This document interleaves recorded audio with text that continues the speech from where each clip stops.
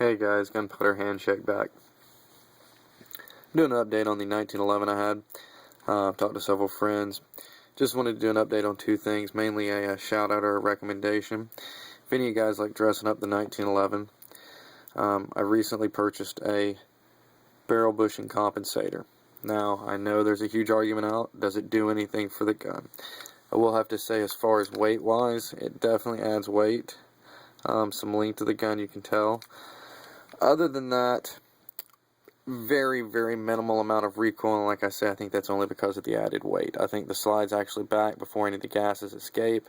I know before the shell escapes, so I'm not sure it does a lot, but I do like the way that it looks.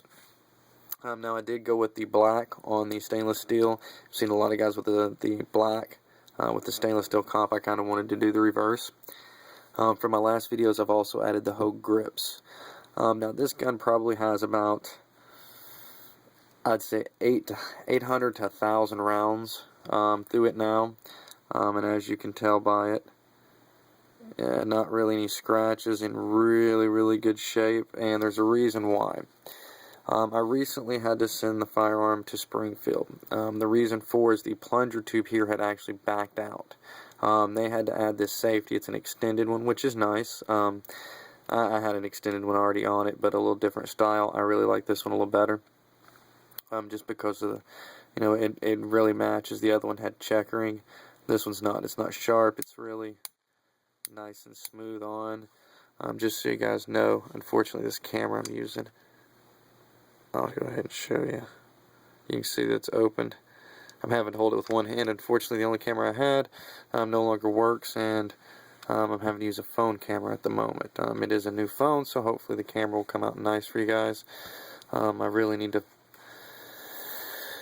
get some finances, get a better camera to do some videos for you guys. Unfortunately, 3 kids and a wife. It's not the economy to do it at the moment. But there's the gun.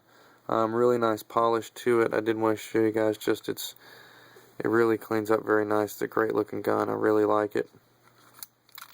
It's Springfield. Like I said, it's got several rounds through it. Everything functions well on it. I added a full-length guide rod because of adding the comp. The spring on it sounded a little funny, but I went ahead and put it on. And the comp actually is very, very tight. I had to actually take a little bit of sandpaper and just hit the notch where it locks in the groove here. Just a little to make it smooth, but it was quite tight. Now, the name of the company is actually gunpartswarehouse.com. And they're a great company.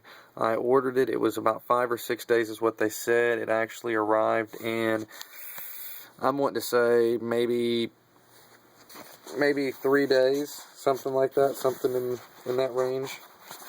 Let me go ahead and rack this out for you guys here. You can see that I did go ahead and add this full-length guide rod here. That playing kind of funny on the camera there. Sorry about that, like I said, guys. The fingerprints, I've used the Flitz. The Flitz works really well.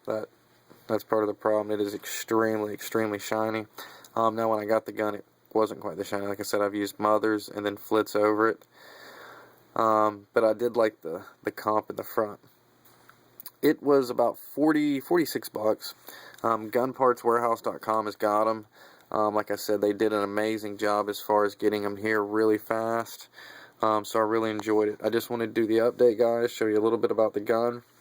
Springfield Arms. This is the mil-spec 1911 A1. It has been an amazing weapon. I love my 9mm, my Berettas, my SIG.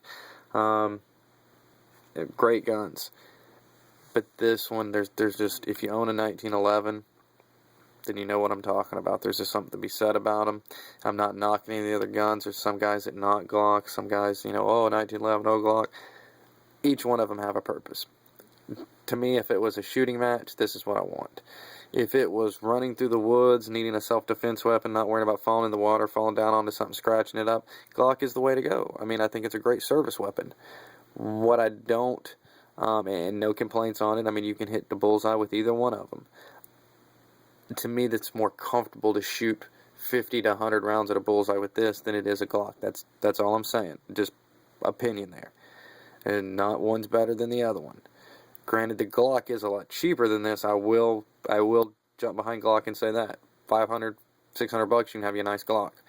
1911s, let's face it, $500 and you got yourself a low-end 1911. 800 plus, you're getting into your mid-levels. 2000 and up, that's when you start getting into your high-end 1911. So, to me, the Glock is a cheaper gun, but it does not compensate in quality by any means, because it is definitely a great quality gun. I'm thinking about purchasing one of them. I'll probably get one used just to play around with it. I've shot several of them. I like them. I have no complaints about Glock whatsoever. I'm not a huge polymer fan, only because I like metal guns. I like the weight of them. The Beretta Iona I absolutely love. It's a 100th year anniversary. It may not be worth a whole lot, but I put it up. I don't shoot it. I don't mess around with it too much. This one, I can't put down. I really can't. I want to go to the range and shoot it every other day. It's great. Also, guys, real quickly, I did pick up a recent purchase I'm going to try to do a review over. It's the Remington 870 Express 12 gauge. I don't know if you guys can see. I put the Blackhawk stock here on it. And I also added the NRS. I'm sorry, just trying to look through the camera to see the NRS stock on it. And I didn't go with the Nox stock. The only reason for that, from what I understand, the Nox actually pinches your cheek if you use it a lot. This one doesn't take the recoil out of it, but I didn't really want it to take the recoil out. I wanted it to get a nice, good handle grip. That's kind of what this was for, was just to get a good grip on it, and I think it worked perfect. So I'm going to do a review of that, but I just want to do an update of the 1911. Kind of test the camera to see how it's doing. Unfortunately, it's what I'm going to have to use for the next couple of videos, unless I win a contest somewhere and get me a halfway decent YouTube video camera. Well, guys, I appreciate y'all for watching. Sub if you haven't subbed. If you've got any questions on the 1911, or you just want to add a comment to say how great you think these guns are, let's do it. Love these guns. Gunpowder Handshake signing off.